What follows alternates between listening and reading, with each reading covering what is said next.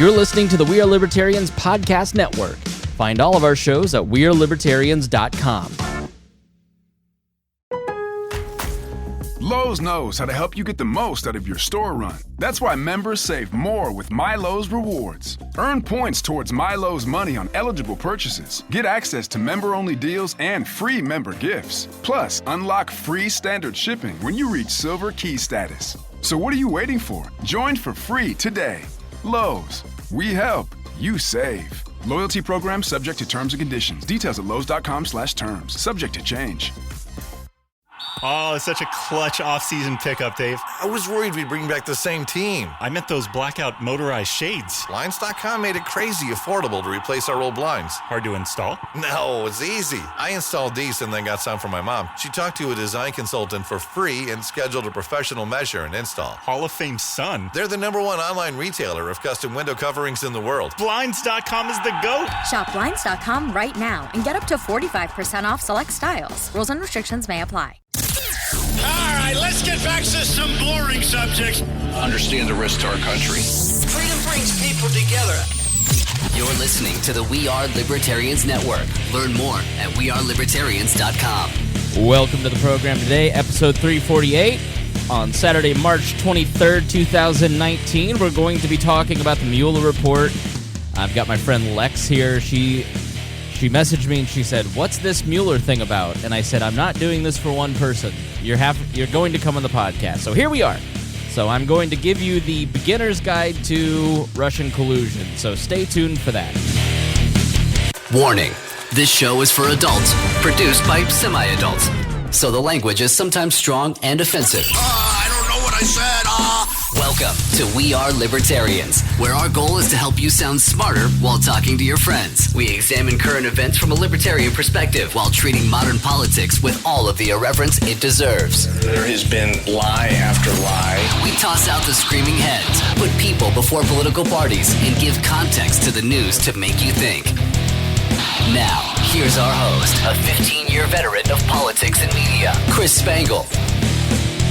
All right, welcome to the program. This is the third time that I had to start it. My cat was eating the bag on my newspaper, so I started the intro of the last one with, hey, stop licking my bag. And I almost did. Hold on, Lex. They can't hear you. Let me turn the music off so I can turn you up. Lex is on the Zoom. So she's in Florida. Lex Gingerella, my friend of many years, who I don't know what your politics are, but you always go, "What's this about?" And I'm like, listen, I can't sit here and explain it to just you. Let's come on the show and ask me questions. So from time to time, Lex will come on and ask me just basic questions. I've really wanted to do this for a long time, where some normie comes on and just starts asking me questions about current events or politics or whatever, because I think a lot of you who are listening are ashamed to go, "I don't understand what this Mueller thing is about." And so the good thing about Lex, you have no shame. Yeah, I didn't even know it was Mueller. I kept saying Mueller, so hey. It's you may be right. I'm almost intelligent. So I love you no matter what. Get as close to the mic as you can, please. Now, does this work better? That's way better, much better. Oh my God. I'm like you. I put headphones on now so I can look like I can fly a plane. All right, but you can hear me? Oh yeah, sexy as ever. All right, things we should have done before we started, I guess, but here we are. Your cat was licking you. I don't know what to say. I'm doing the intro, and all of a sudden I yell, "Stop licking this bag!" And Lex laughed so hard that it ruined the intro. So Mueller. Yes. Why don't you just start with some basic backstory? Because seriously, I hear the name and go, okay, right. I've heard the name, but I don't know what's going on with this guy. No foreplay with you. You just want to get right into it. Foreplay? Come on. Now, let me explain who you are and how we know each other first, and then we'll go into this. We'll go into the boring stuff. But Lex, okay. You listen to the show that I work for during the daytime. I never like to say their name just because I don't want them to have to be associated with me. And so we just became friends through that. And you're from Pittsburgh? Ish. Right.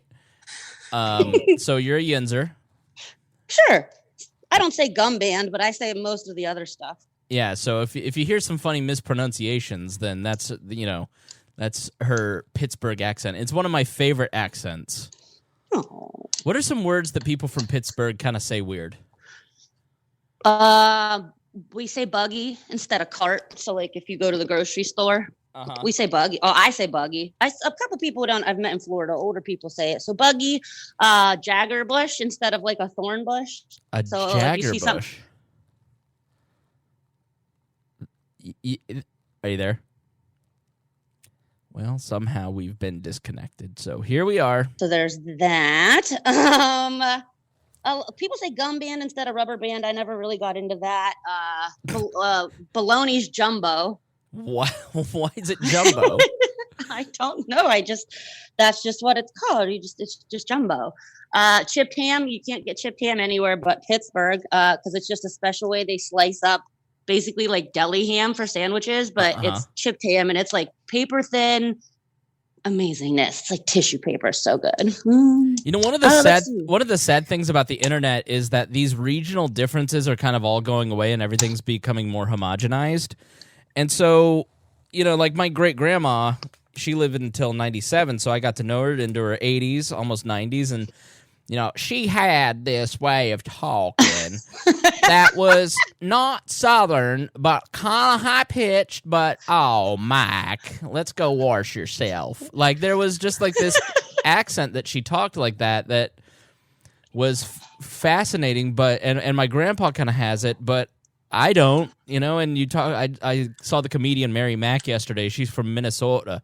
So she's like real high up there, and she always talks like one of the Swedish people. But so these regional differences are kind of going away, which is a bummer. But you know, chipped ham, I wouldn't mind if that went away. That sounds disgusting. And of course, I know you freaked out before when I told you about putting French fries on salads.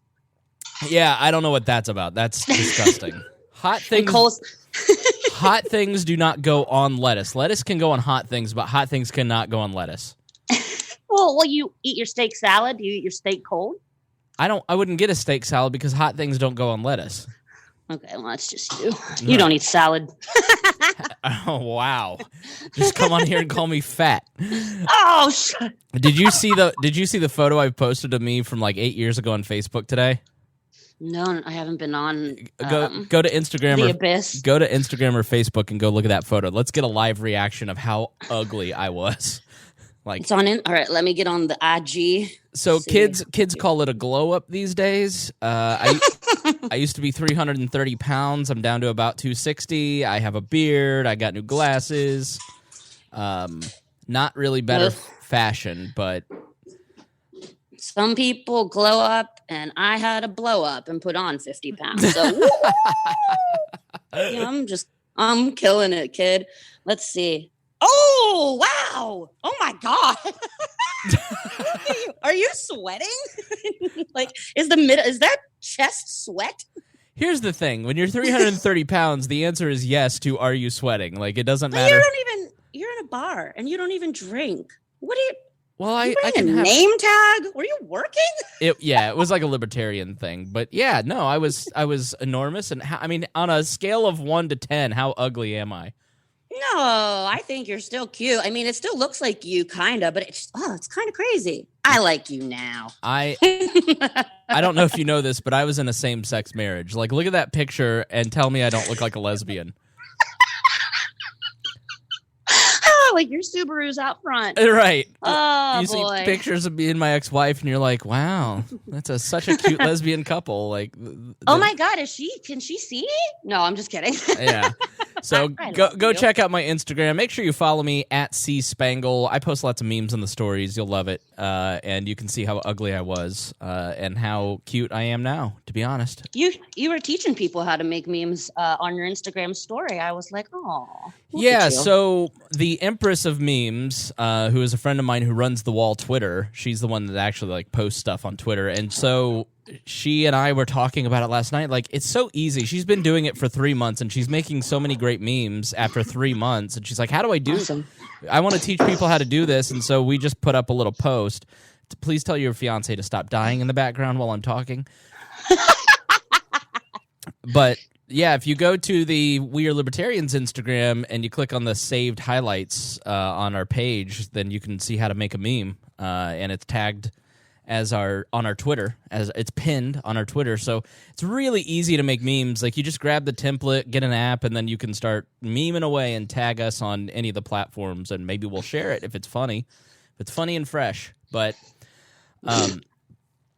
so Lex, I can't turn on the normal jazz music.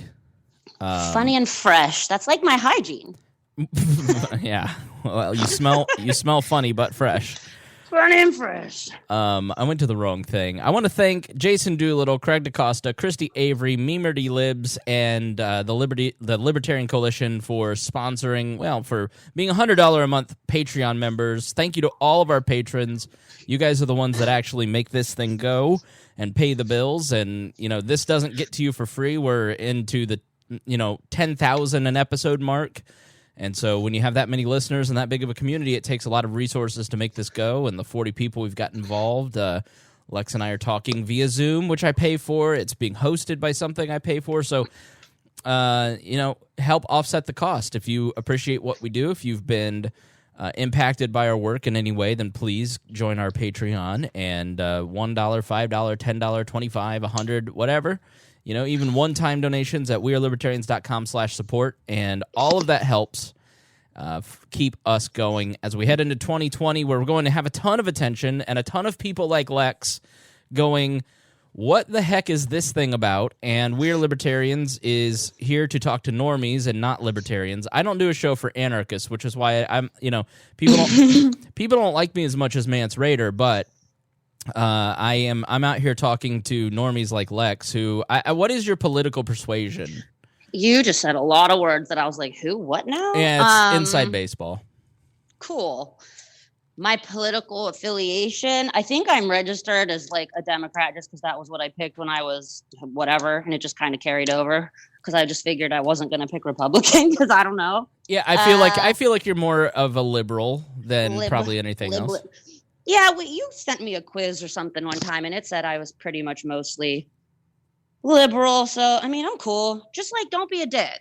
That's my whole thing. Remember, I remember that time when the election and the mess and all the shit. And I was like, I don't really care. Go to work, pay your bills. Don't be an asshole. That's pretty easy. And for some reason, people can't check those boxes. I don't get it. But all right. Well, that's where I fall. Well, sort of what I think that people do, they just do it in their real life. But then when they start getting online and they start weighing in on things that don't concern them, and they start weighing in on other people's lives that don't impact them, then they start to be a dick. And you're just like, it's hard to hate someone that you're face to face with, but it's easy to hate somebody that has a Twitter profile that's anonymous. And so that's why I really encourage people to talk about politics offline or, send. That's why I like these conversations. But you're asking me about Mueller. So you sent me a text this morning and you go, Mueller, what's this about? And I said, I don't know, man. Why don't you just come on the show and I can explain it to you in an hour and a half, and we can talk about what this is, and then other people can hear your basic questions. I want you to ask the questions that you feel stupid asking, because what you don't know is how many people are thinking the same question and they don't want to ask the question. So you started with who is Mueller? And so let me explain that. And we're supported today by the notes of Hody Johns, who wrote great show notes. And I'm not going to go through everything. Love that name. Hody is the man. He is doing a fantastic job with the debate series that we've got going on, and he's such a nice Mormon boy, and I really like Hody. He's been such a you said he's Mormon, and I was going to make a joke about him, but then you said that, and then I would have felt bad if I don't want to make fun of somebody. He will come after you with his magic underpants. But hey, I'll tell you, don't. Mormon power is real. Stop. No shit. I know this. No, Hody has been just a huge blessing to We Are Libertarians. He's come along and he's just stepped up in such big ways, and the product that you're getting, the quality of the content that you're getting from me, from the dailies and everything is 50% Hody Johns.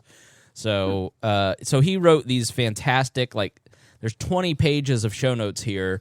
And so I'm not going to go into it because we're not getting too far into the weeds today. But if you really want to know a lot of detail about what the Russia collusion stuff or what Russian who Mueller is, how did Russia interfere, how did they steal the passwords, all that stuff, Hody has great show notes. So I want to say that up top. But who is Robert Mueller? So he is... Well, go ahead. First, would you mind if I just kind of gave you like what I think I know so far, okay, and then you can tell me how wrong I am? All right, cool. Let's start there. Here's what I know. I know that he's it's obviously something with Russia. So then I think of Putin with his like horseback riding self or whatever. But basically something about like, stole emails, did whatever so that Hillary wouldn't win and blah, blah, blah, blah, blah. And then we, everybody found out about it, but nobody cared. But then everybody found out that it was just a big lie for the last 2 years. And it just was like a big deal for nothing. What it seemed. That's what it seems like. Right. And so Trump was involved in what way in your opinion? Oh, I have zero idea. I honestly think he's just like the puppet. I don't know. I don't think he even knows how he's involved. I think they just put him on. Yeah, they put him on a plane and he shows up and he's like, "Who am I talking to today? Oh, cool. Is there McDonald's?" And then that's pretty much his. All right, cool. He doesn't know what to do. I don't think he even knows. Right. I probably know more than he does, which is not saying much. All of that was pretty succinct and true. So let's expand on it a little bit. So the person that you're hearing a lot about Mueller. So Robert Mueller basically was the former FBI director. And he took over 1 week before the 9/11 terror attacks. So he was getting up to speed on the job, like right as 9/11 happened. And you saw conspiracy. No, it's just how it is. But he was instrumental in getting us into the war in Iraq. He, in testimony before the Senate, basically said that there were 7 countries that state-sponsored terrorism: Iran, Iraq, Syria, Sudan, Libya, Cuba, North Korea. They were all active in the United States, and he was part of the group of people that really helped push us into Iraq. But Mueller, you're going to find that you, as a libertarian or just as a person, are like, I like that about him and I don't like that about him. So obviously supporting the war in Iraq and pushing us into Iraq, huge mistake. But he was against enhanced interrogation and was very vocal about the CIA's use of torture. But he's defended the Patriot Act. He also wanted to find and execute Edward Snowden. Great movie. That was a great movie. Yeah. Now after he I have the poster on my wall. I love Snowden, and it's all factual too. If you watch the movie Snowden, it's Joseph Gordon-Levitt too. I mean, come on. Well, the wife in that too is smoking hot. Like there's smoke show. Yeah. Totally agree. So after he left the government, he was a private investigator. Essentially, he investigated Ray Rice. The Volkswagen emissions scandal, he was involved in that. He did a review of the NSA and found them to be negligent in guarding our data. He said he's been a huge fan of the expansion of kind of what Snowden revealed. But overall, there aren't a lot of people. And he actually interviewed to be the FBI director under Trump, but Trump passed on him again. So Mueller is, as we've talked about in the Swamp series, so I do a series, Lex, with a guy who has been in Washington, D.C. for 40 years and kind of a fly on the wall. And he said, you're hard-pressed to find anybody in Washington, D.C. that doesn't have respect for Robert Mueller.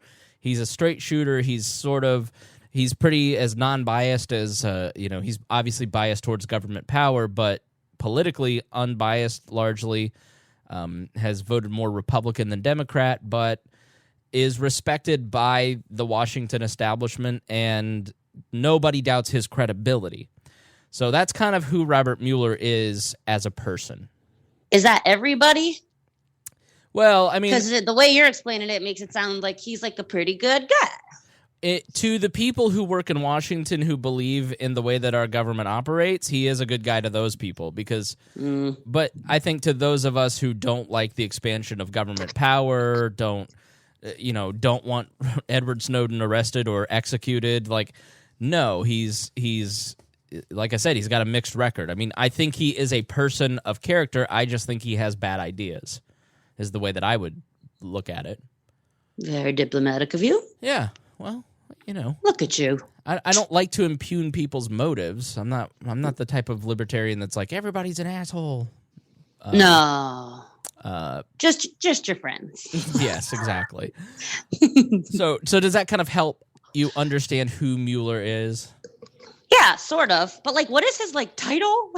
Okay. What is it? So the whole Russia collusion, Russia thing got started during the campaign, and we'll kind of go into that next. But the way that he came about was that after Trump was elected, Congress started calling for a special investigation to see if Donald Trump worked with Russia to release all these documents about Hillary Clinton through WikiLeaks.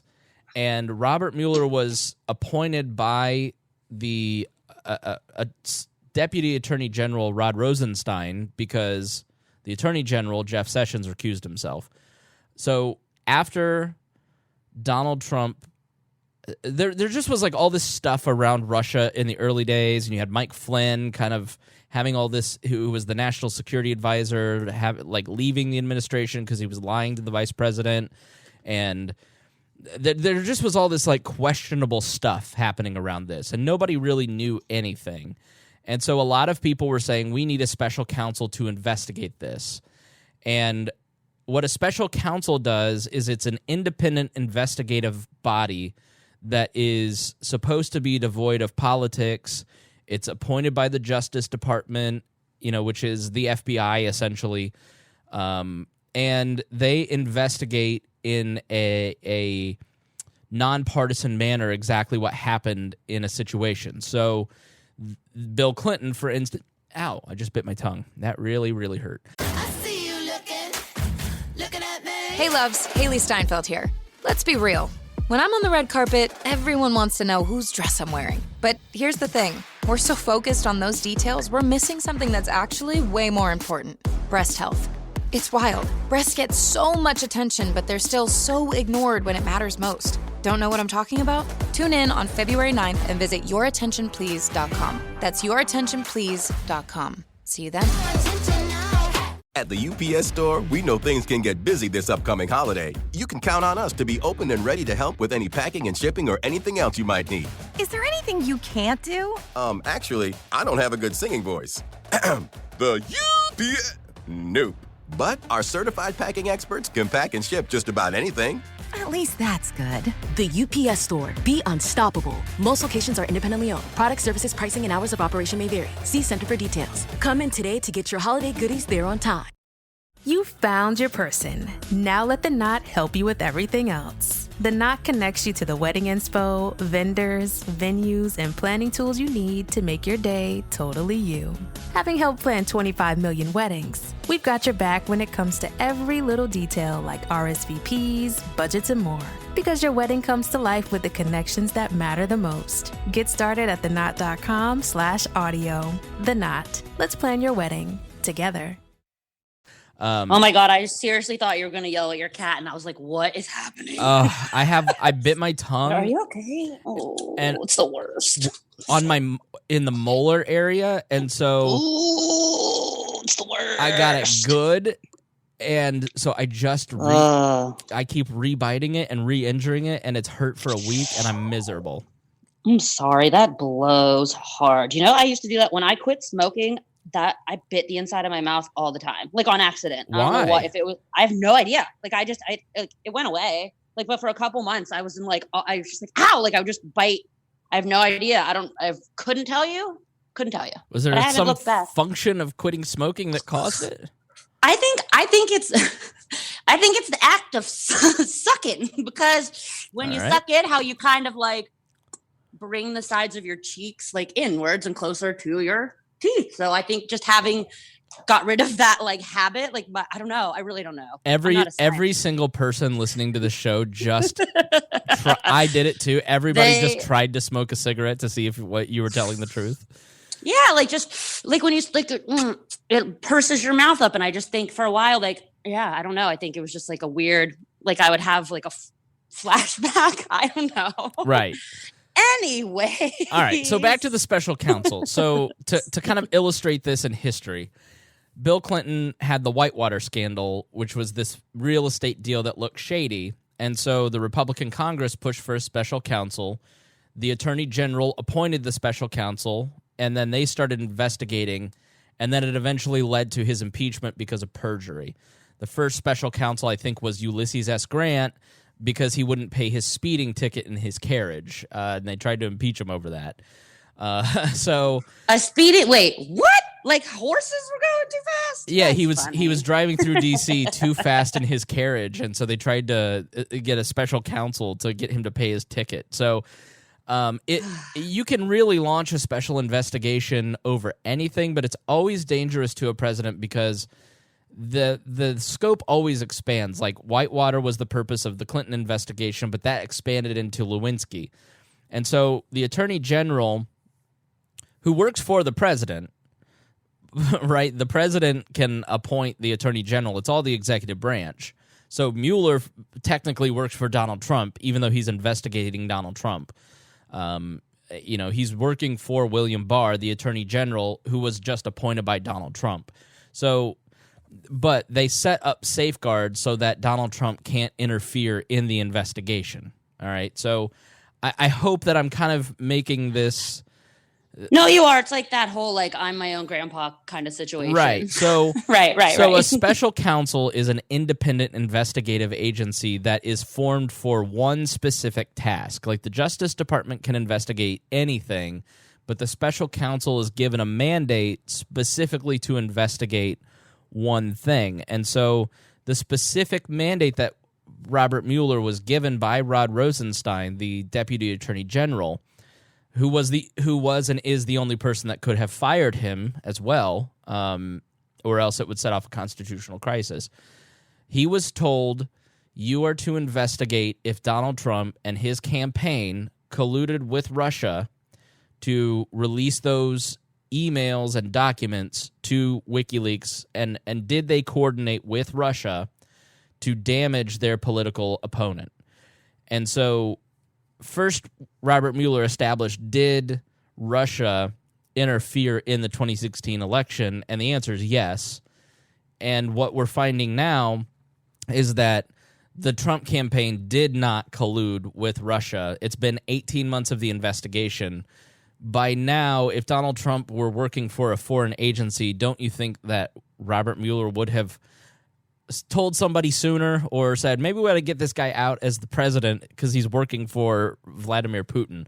And so we're now at the end of the Mueller report, the Mueller investigation. And so this is from the Wall Street Journal, just to kind of let you know why we're talking about this. He's ending his nearly 2-year investigation that has loomed over Trump. In a letter to the majority and minority leaders of the House and Senate Judiciary Committees, which is the committee that does the oversight on this stuff, Attorney General William Barr, Mueller said that he's concluded his investigation of Russian interference in the 2016 election and related matters, and he would be able to alert Congress to his principal conclusions, quote unquote, as soon as this weekend. So right now, Mueller and his associates, his team of lawyers, are meeting with Congress and the Justice Department, going over their findings over what they've found over the last 18 months. Now, the special counsel isn't recommending any further indictments, according to a senior Justice Department official. The wide-ranging inquiry yielded criminal charges against 34 people and the convictions of 5 Trump advisors. Now, most of those 29 people were Russians, and the 5 Trump advisors were all charged on things that happened either after the Mueller investigation began or things that happened 10 years before the 2016 election. And so Mueller has never charged anybody for anything that happened during the 2016 election. just process crimes. So perjury, lying to the investigation or Congress, witness tampering, like saying, hey, I've got to testify, you've got to testify, don't do this, don't do that, or obstruction of justice, things related to the investigation but not the purpose of the investigation. Does that make sense? Did you? So, yeah, it just sounds like so... Yeah, I'm totally following, but really it just sounds like, so it's just a bunch of speculation, which is nothing. I just feel like, so like, great. Well, what do you mean speculation? Like, I mean, I feel like, oh, well, we think like, I don't know. Like everybody's just like, well, I think this happened. Well, I think this happened. Well, I think this happened. It's like, well, that's nice. Well, but everybody thinks something happened. Well, that's why, that's why Mueller is so important, is because he's somebody that everybody kind of trusts to find out what he's probably the most famous investigator in the United States, and that's part of why he was appointed to this. He's not a partisan hack. Like Ken Starr was actively trying to hurt the Clinton administration. Like he was a partisan hack, but the guy who ran the special prosecutor against Clinton before was a very well-respected man who had run the American Bar Association, and then he quit, and then Ken Starr comes in and starts leaking, and so why this is important is that this sort of ends the debate. It is the findings. This report that is going to be revealed over the next week is what happened. And so what you've had over the last 18 months, or really for almost 3 years now, is a lot of speculation and a lot of he said, she said, and a lot of leaks from Congress on both sides. And so, yeah, there has been a lot of speculation, but this is going to be the end of it. Now, what I have said from almost the very beginning was that a lot of this has been built to hurt Donald Trump and paralyze his presidency, and there is a lot of smoke, but there's no fire. So the reality is that, yes, the Russians did interfere in the 2016 election, but Donald Trump had nothing to do with it. But people who politically were opposed to Donald Trump made it seem like, just by constantly asking the question, was Donald Trump involved? Was Donald Trump involved? After 3 years of was Donald Trump involved, people start to go, well, he must have been involved because CNN keeps saying it. And so it's really been a propaganda tool from a media that despises Donald Trump, political opponents, the Clintonistas, the Republican wing, like the McCain wing of the Republican Party.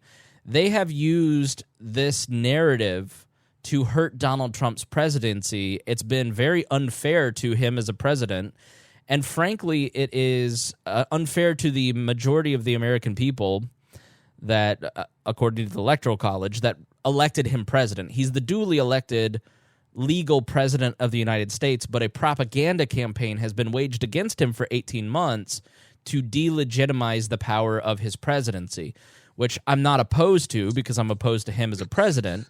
But I do think that it's a really crappy tactic, and I'll tell you why it's been done. The Clinton people remember how, like, Bill Clinton came in as an outsider who was going to shake up Washington, D.C., and almost immediately the Democrats that are opposed to the new group of Clintonistas coming in and the Republicans that were opposed to him because of partisan reasons started with Whitewater, and a myriad of other improprieties that Bill Clinton, I mean, he just was a very corrupt person. The Clintons both had a very corrupt style. He was able to be a very effective president despite every year of his presidency having these scandals over his head. But the Clinton people who circulated documents and were directly working with the media to create this Russian narrative of collusion, these are the same people that were working for Bill Clinton when it was used against them. And so I think what they did is they created a narrative and worked with the media to present tangential facts through like something called the Steele dossier to create the appearance that there must be something here, so we should look into it, which is very hard to oppose. Like, it seems like something happened with Russia. You're against even looking into it. And so it's just been a long, and it's just made Trump even crazier. And they know that because Trump can't help but fight. He can't help but fight for himself. And so the constant Donald Trump's just outrageous in his statements of violence and blah, blah, blah. It's like, it's not that he's violent. It's that he's literally being gaslit by the Washington political media, the political establishment. They're literally making him crazy over this Russia thing. And so it's crazy to like even look at it and think of Donald Trump as a sympathetic figure or Bill Clinton as a sympathetic figure. But that's a lot of what this was. And really the start of it was the Steele dossier. The Washington Times or Examiner, I think it was the Examiner, went to this political operation, this investigative group, and they were doing opposition research on all the Republican candidates in the field, all 16, 17 candidates. And so they hired this firm, GPS. I forget what the exact name of it is, but it had GPS in it. And they were doing, and so when Donald Trump became the nominee, this Republican blog stopped funding the opposition research. So the Clinton campaign, through lawyers, found out about it, hired these people to continue the opposition research. And they hired a former spy from Britain named Christopher Steele, who went to Russia and talked to like the P-tape. You may have heard about the P-tape. Well, that came from a single source in Russia who was connected to the Kremlin, a former intelligence agent. And so the entire credibility of a lot of the early underpinnings of is Trump bought off by Russia comes from people who are in the Kremlin. So we have a group of people who are concerned that Donald Trump is bought off by Russia and that Russians are manipulating the 2016 campaign. And they're thinking that because they're taking the word of a former Russian intelligence agent. Like, you see how ludicrous that is. Like, they're being manipulated by former intelligence agents through the Steele dossier into creating a narrative that has caused chaos in the United States for 2 years. So the Russians have interfered on the email side and then also through the Steele dossier and creating this entire investigation. So I have two kind of stupid questions. Okay. I know no such thing as a stupid question, but I do. Right. Why the fuck do we care what Russia does? Worry about ourselves. Two, what are we gonna do about it? I mean, great. We found, okay, great. They did bad stuff. What can we do? We're not gonna bomb Russia. Okay, great. We can just be mad about it. The reality is that we do the exact same thing to them and around the world. The crazy hypocritical part of this is that the very same people who are outraged about Russia, informing the Steele dossier or the very legitimate hacking of the Clinton campaign, and you remember all the talk about Hillary's emails and how they weren't secure when she was Secretary of State. Well, they ended up hacking her emails. Right. So no, I mean, I know. I'm not saying what they did. It's bad. Right. But again, what the fuck can we do? So what are we? We can't. Bad. You're bad. Right. You can't come. You can't sit with us. Well, and so that's a great question that I don't have a good answer to, because I don't feel that the American government has a morally defensible position on it, because they interfere in the elections of Russia, Ukraine, Europe, Asian countries, South America. We have something called the Monroe Doctrine since almost the founding of the country, where America has said that we are going to control the Western Hemisphere and we're responsible for every country in the Western Hemisphere. And so we feel that if Venezuela is out of control, we should assert influence and overthrow their government. We're doing it right now in Venezuela by promoting a challenger to Maduro. So we do this sort of thing all the time with the elections of other countries, including Russia, especially Russia, because of the Cold War. And so why are we mad, or why are we confused that Russia would do that back to us? Especially when you have a dictator like Putin, it should just be expected that this sort of stuff would happen. So, but there's a convenient. It just sounds like we're almost stirring, like we're that kid that like runs in and stirs the pot and then runs away. Like, America, what are you doing? So here's why Russia has been focused on. Okay, here's the real reason. After World War II, you had Russia, the United States, what became the USSR, and Britain, essentially the Anglo alliances of France, Britain. They basically carved up the world after World War I and World War II. And after World War II, the Soviet Union and the United States and the Anglo-European powers carved up the third world countries and took what they wanted. So the Middle East, for instance, like Iraq was a country that was created after World War I by the British. Like there's the country of Iran and Israel, all these countries were created in the early 1900s by European and American powers and the Russians. So the Russians pretty quickly, we were friends with them during World War II, and then within 10 years they become our greatest enemy in the Cold War. Well, the reason that took place is that during the Truman administration and the Eisenhower administration, all of these companies that were making mega money, creating weaponry and planes and tanks and military equipment during World War II didn't want to shut down. So they had to find a new reason to stay in business. And so what they did is they created the Cold War narrative. America is a good nation. It's a Christian nation. It is fighting the evil Russians that...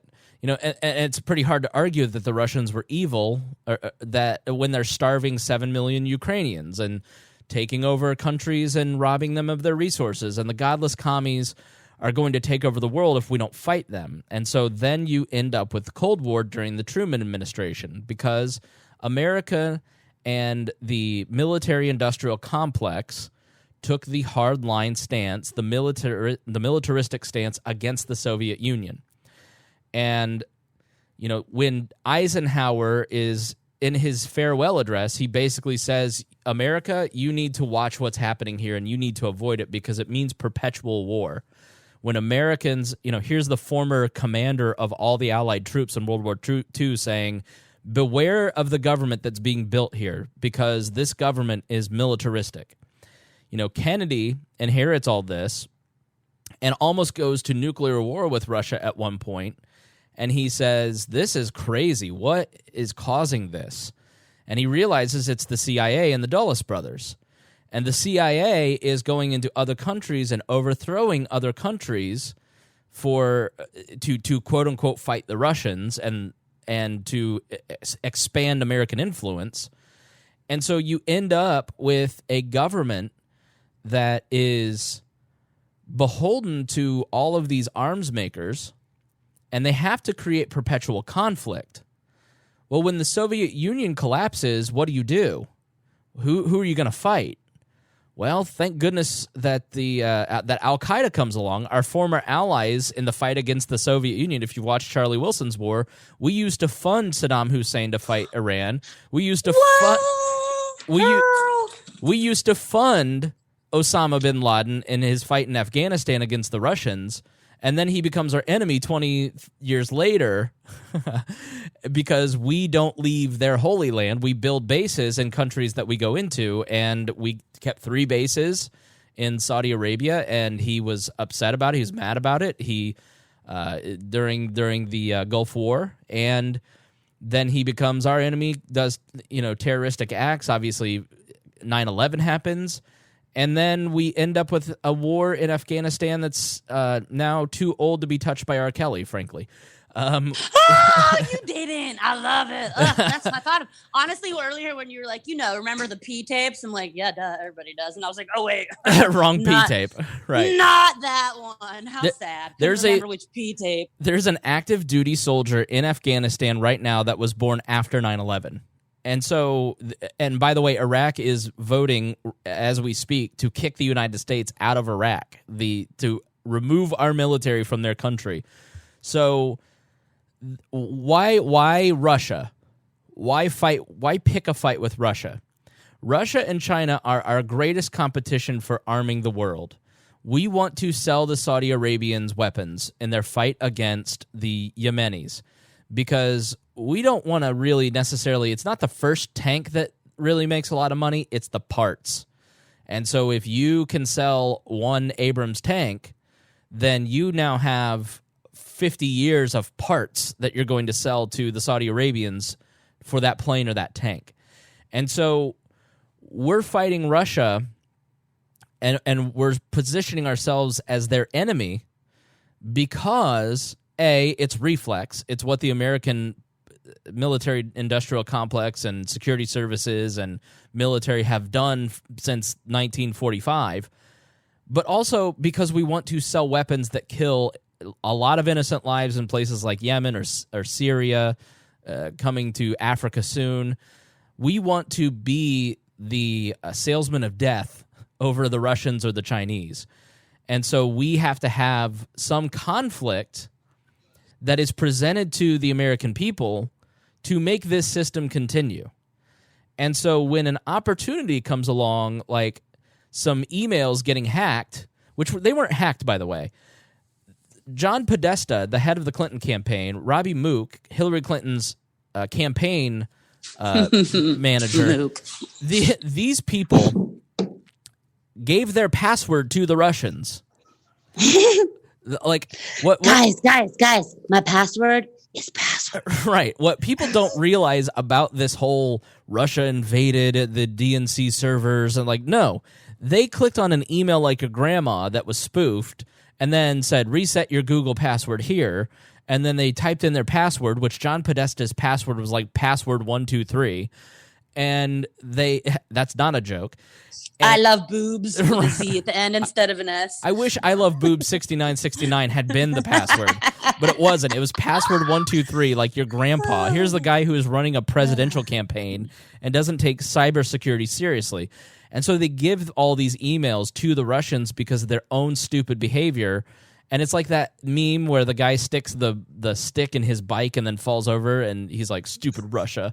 Like that's what they did. The Clinton campaign gave access to these emails to the Russians because of their own stupid behavior.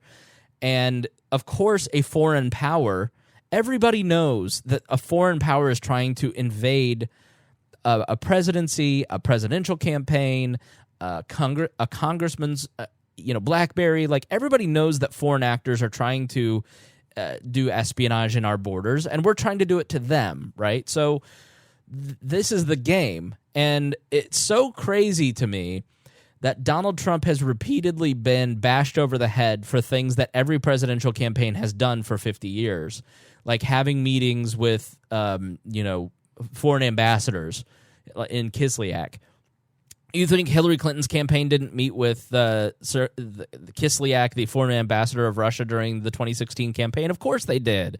Do you think that 5 Russian actors didn't try to invade the Clinton campaign during 2016? Of course they did. The Trump people are just so unsophisticated that they didn't know not to take those meetings. And the other thing about it is that when they did take those meetings, nothing ever happened. Like there was the Russian Tower meeting with this Russian agent, but nothing came of it. Like they were too incompetent to even collude with Russia, even though Russia kept trying. So there are very tangential strings to the whole theory, and that's why I've never thought that Trump colluded with Russia. There is no doubt that Russia is the one that stole the emails. But what did those emails uncover? They uncovered that the Clinton campaign was actively working with the media to present to basically, like, they would send an email to this list of journos who would just then verbatim copy what they wrote as a campaign in major media outlets like the Washington Post or CNN. You have Donna Brazile basically working as an agent for the Clinton campaign to present news a certain way inside CNN. She got fired for it. When Robbie Mook gives over his password to the Russians, they give the emails of Robbie Mook to WikiLeaks. We then find out how much the DNC rigged that campaign against Bernie Sanders. So transparency, they're mad about transparency. They're mad that they got caught cheating themselves. And so what better way to cover up the fact that you were a cheater than to claim that the guy that everybody hates also cheated? And the reality, why this is going to be such an embarrassment for the media and the Democrats and the Clinton campaign, is that Donald Trump didn't cheat. It's like you said, he doesn't have the capacity to cheat at this. So that's the realist. Like when you ask why Russia, that's why. It's to continue a narrative that sells American weaponry. So it's a very disgusting thing that nobody wants to talk about. And if you do talk about it, you're considered a conspiracy theorist. It's why they don't want an Alex Jones, because Alex Jones talks about this stuff. Or it's why Amy Goodman of Democracy Now!, a left-leaning person, doesn't get on CNN, or Glenn Greenwald doesn't get on major media outlets, because or myself, people like us understand why Russia, and the mainstream outlets don't want me to go on CNN and say we're trying to kill more people in Yemen, and so we're perpetuating an old lie. So does that make sense? Well, girl, you just said it, so yeah. That is crazy. And then this Mueller guy's just sitting here like, I told you guys. Look. So, like, have you ever heard any of that? I mean, yeah, like I mean, there's bits and pieces. I mean, you know, you see stuff on the news and you hear about it and you're just kind of like, okay, you know what I mean? Like, of course, that's what's funny is you said conspiracy theories, because the second you started talking about like, well, we need bigger airplanes and we need to do this, my head went right to that article about those 2 Boeing aircrafts that crashed because they didn't have the right parts in it because they were too expensive. And Boeing was like, you couldn't afford it. So all these people died. And it was just like, wait a minute. Right. Wait a minute. And now my head hurts and I don't want to live here. It doesn't matter where you live. I know. I'm doomed. Here's the problem with government. Government it's like, I hate Canadian geese, Lex. You know this. Yes, you do. It's so weird. And somebody said you're the Ted Bundy of Canadian geese. Oh my God. And I said, you would never hurt. I know you would never hurt an animal. Of course not. I wouldn't. I'm kidding. But like I did I have a slingshot and I beamed one on the butt earlier and he got moving, but I would never kill one. I was just gonna say you might throw rocks at them, and then you said that, and I was like, nope. Yeah, no, but I use a slingshot because it won't hurt them. But yeah, they're fine. Guess what? If you do it with food, you're almost being nice. So I go, I'm not the Ted Bundy. Don't you insult me. I want to be the Joseph Stalin of geese. Like when you talk about serial killers, that's like 10 people. Governments kill hundreds of millions. I want to be Chairman Mao of Canadian geese. 110 million geese. Like and that's the reality of government. People get so wigged out about a mass shooting, and it's always a tragedy when people die, but they never stop and think, how many Muslims has our government killed by perpetuating the system? And so it's crazy to me to see like the alt-right led to the death of 50 people. Okay, well, CNN perpetuating this myth has led to the death of hundreds of Muslims in the last 2 years. So why is one evil and the other is not? It's the same morality. If you're promoting a culture of death, then you are promoting a culture of death, and just because we voted in it, it doesn't make that culture of death more appropriate or more moral. It just doesn't. I'm done preaching, Lex. You can talk now. No, I love it. I just take it all in like a ignorant sponge. I love it. Shit's crazy. I'm glad that I'm not. Oh God, they're gonna come find me now. No, they're not. You're fine. They haven't. They're yeah, not. I know. I'm way too boring. They're like, yeah, no, you're good. So like, and that's always. So what other questions about Russia and Trump and the investigation do you have that you've been thinking about? One of my mom's friends said she's uncomfortable at my mom's house because she has one of those Alexa Echo. Yeah, she's uncomfortable at my mom's house. And I'm like, they don't give a shit about what you were doing. You are in the middle of bumfuck Egypt, Beaver County, Pennsylvania. Trust me. No one cares about what is going on in my mom's house. It is amazing that people will be worried about that, but then they will not think about their cell phone. Thanks, right? Exactly. I'm like, hello.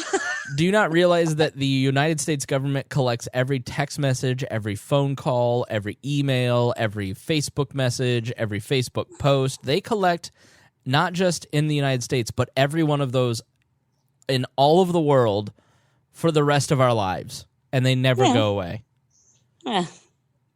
Whatever. They can have it. I don't care. That's the wrong attitude. Well, why? I'm just, again, like, I'm not doing anything wrong. Like, what are they, again, so okay. But what happens so here's the problem. What happens when I want to paint you as a person that is doing something wrong? If I have collected every conversation you've ever had, every post that you've ever made, and we've seen this with the Russia investigation, both Barack Obama, part of why Barack Obama used this security state and the FISA court to spy on the Trump campaign for the Clinton campaign. They used the Steele dossier, which is faulty, highly faulty, as quote-unquote intelligence to initiate surveillance on the Trump campaign through Carter Page. And it's because they wanted to see what he was up to. And that information went to the Clinton campaign. And so the surveillance state has already been used by one campaign to spy on another. And Donald Trump has used it in the same way in other instances. And so what happens if you become an enemy of the people who have the power to use this system? I can take boring little Lex and turn her into a monster if I want. I can take any conversation or pull bits and pieces, and people don't read the news. They just read the headlines. So however I work with my the problem with a lot of the Russiagate investigation stuff is that the major media news outlets who set the table for all the rest of our discussion have taken the word of CIA, FBI, NSA, Mueller, Justice Department lawyers. They take their word as gospel. That is their sources. And so that's sad. So however they want to paint an Alex Jones, they can. And so what they do is they'll take the words of Alex Jones. You see the behavior already. And so you see them like, have you ever seen video? He touched me. Did you see him touch me on camera? I told him stay away from me. He touched me. Here's an example that I think everybody will understand. Have you ever seen video or heard audio of Alex Jones saying anything about Sandy Hook in the media? Yes, no, I don't know. Right. You don't know. I don't pay that. No, I don't pay that much attention. Right. But do you think that, like, what is your opinion of Alex Jones and Sandy Hook? I don't have one. Okay. You're really I failing. really don't. Well, no, I'm sorry. A lot of people say it was fake and it was set up and they were all actors just like all the other blah, blah, blah, blah, blah. Right. And I mean, the only reason I know who he is because it was like, literally, because of that thing where he was like, oh, we're kicking him off of Twitter or whatever because he touched some guy on camera that told him not to touch him. That was literally how I found out about who he was. Which otherwise, I really was not even. It wasn't even Alex Jones in the video. Oh, there you go. See, right. I don't. That's so. This is the source here. Yeah. Right. And so that's the.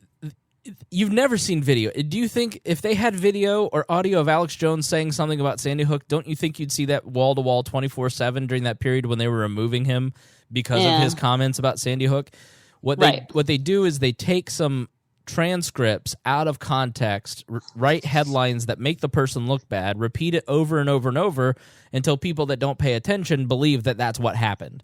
And so then they start making deep fakes, and then we go real deep. Yeah, and so like I'm not saying that Alex Jones has a good view of what happened at Sandy Hook. I'm saying most people who have an opinion on Alex Jones and Sandy Hook have never, including myself, seen what he actually said about Sandy Hook. And so I don't need you to... Why? What did they... Well, tell me. So what they say he said? That he allegedly didn't say that did or he not doesn't say. that he constantly promoted conspiracy theories about Sandy Hook and encouraged people to harass parents who victims of Sandy Hook, which is not the case. He never told anybody to go stand outside of the house of a dead child's. Like, he never did that. Like, there is just, but it has morphed and telephoned over time into that, and lawsuits and defamation lawsuits. And so the reality is that it doesn't matter if you are or are not a good person. If you are on the wrong side of a state that has the power to collect every piece of conversation, audio, writing, anything that you have, they can make you look however they want if you are opposing their ends. And so that's the essential point of the Fourth Amendment, is that you are allowed to live a private life and have private thoughts and have private writings, and a state that has the ability to invade that becomes, if it becomes tyrannical, and it usually does, they can make you look however they want. And so you have the fundamental right to have a private thought life. And we have given over to that. And for everybody who says, well, you signed the terms of service to you bought the phone, you blah blah blah, like, that's bullshit. I feel like that's why a lot of people hate Donald Trump, because of Twitter and just because he runs his mouth, and it's just like but I also feel like most people are like me, and I'm just like, well, you just sound like an idiot. Like, I don't, you know what I mean? I don't know better. You know what I mean? But like, just don't be an idiot. Stop being an idiot on Twitter, and I bet half the people that think you're an idiot will stop. Right. And honestly, that's pretty sad. That, like, that's what we go by. But I'm just like, yeah, he's a moron. His tweets are stupid. You know, like, a lot of that's what me and most people I probably associate with are like, yeah, he just runs his mouth. Right. So it's, ugh. So hopefully that changes your mind that, oh, I'm a good person, I didn't do anything wrong. Like, that's not how it's supposed to be. I've done a lot of That's why I like our little age bracket that we have, because you probably didn't, but a lot of stuff happened at a younger age before social media. Yeah. Before social media. So we're okay for some parts of it. You have to have your PR department at this point in your life. Woo! All right. So cool. Any other questions about the Mueller investigation in Russia? No, I mean, so he hasn't come out with all his final conclusion yet. We're waiting for that. Right. We're going to have that this week. It's going to be public. So let's go back to that Wall Street Journal article where we kind of left off. Mm-hmm. This is a newspaper that I am reading from, and thank you to Patreon members for allowing me to have a subscription to the Wall Street Journal. Oh my God, I'll start sending you money. I get it. So, shortly afterward, the Justice Department notified Capitol Hill. Now, the official described the report as, quote, comprehensive, an indication that it may be voluminous and go beyond a brief summary and collection of the previous indictments, as some observer has said was a possibility. So, it's going to be pretty thick. Now, here's the thing. Any special prosecutor has to justify the expense of the, I don't know, but it's $20 to $50 million for this investigation at this point. So where are we even getting that? We don't have that money. It doesn't matter. They just print more. I was just gonna say, stupid Alexis. Yeah, you're paying for it. Don't worry. Yeah. So that's kind of what is going to happen next. Now, the people who have been trying to push this conspiracy theory for so long are going to try and justify the fact that they wasted so much of our time and money. That's what got me starting to want to ask you questions this morning. Because when I was like, wait, this guy or whatever, that thing you posted, I'm like, he's basically just said we just wasted 2 years on all this stuff. Like, what? Glenn Greenwald. What are you talking about? Yeah, Glenn Greenwald had a fantastic thread that I posted some screenshots of the thread and retweeted it on the We Are Libertarians Twitter. But the reality is that Glenn Greenwald, a progressive who runs, what is his website? The Intercept. It has been one of the more honest progressives about this, as is Jimmy Dore, for instance. They have not bought into this conspiracy theory. Now, it's funny to see Rachel Maddow cry on her show last night over a conspiracy theory, because that's the exact kind of thing that she criticized Glenn Beck for. It's just funny how when they're out of power, they all switch sides. But the reality is that they're going to find in something that is voluminous and comprehensive, they're going to find little bits in it that sycophants and partisans can go, see. You know, I saw somebody on Twitter who was just a blind partisan leftist going, well, Trump's people still got arrested and charged and are in jail. I'm like, for process crimes. So don't tell me I should support your investigation because you started a prosecution and then people got caught in lying to that prosecution. That doesn't make them guilty of crimes in 2016. It makes them guilty of perjury in 2018. Like, that's so backward. So there will be things that will come out that will be significant, but if there were further charges, if there were serious collusion, if there were serious issues within the campaign, Jared Kushner, Donald Trump Jr., Donald Trump himself, even Roger Stone, it doesn't sound like he's going to be charged if this official's right. Like, that guy is amazing. Right, like the web director for the campaign, like all these people would be charged. And so if there's no further charges coming, then there's nothing there's no smoking gun, there's no there. And so we're kind of at a point where you can only look at this and say if there's no more charges, then the Trump campaign did nothing wrong, and everybody owes Donald Trump a huge apology for making it look like he did something wrong when he did not. That's called propaganda, not investigative journalism.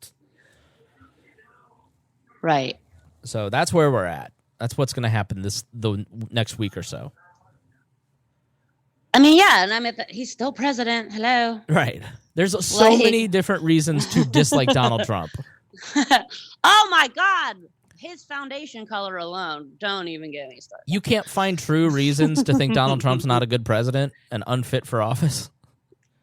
What? No, of course he can. I mean, Right. sure. Whatever. Do you know what? Like, again, what am I going to do? What am I going to do? So, all right. Well, what other questions? Is there anything else? How's your tongue? Is it feeling better? Yes, it feels good. Is your cat okay? My cat is fine. She's no longer licking the bag. Are you going to come see me in July? I might. Okay, well. So. No further questions, Your Honor. All right. Lex is I love you. Lex I love is getting you married. a lot. Love you too. All right. Final thoughts. I'm getting married. Final thoughts. Mine. Yep. You do you, girl. All right. Thank you for that. All right. So hope that this helps you understand the news over the next week and gives you a different perspective as you listen to it, and it helps you sort the truth from the bull. So please share this. I'm with a friend. looking forward to it now. I'm actually now looking forward. Like, I want to see what happens. Yeah, because you understand it, and it's more interesting once you have all of the context of it. Yeah, once you know things, then you know more things. Right. All right, Lex, it's good to talk to you, and thanks for coming on.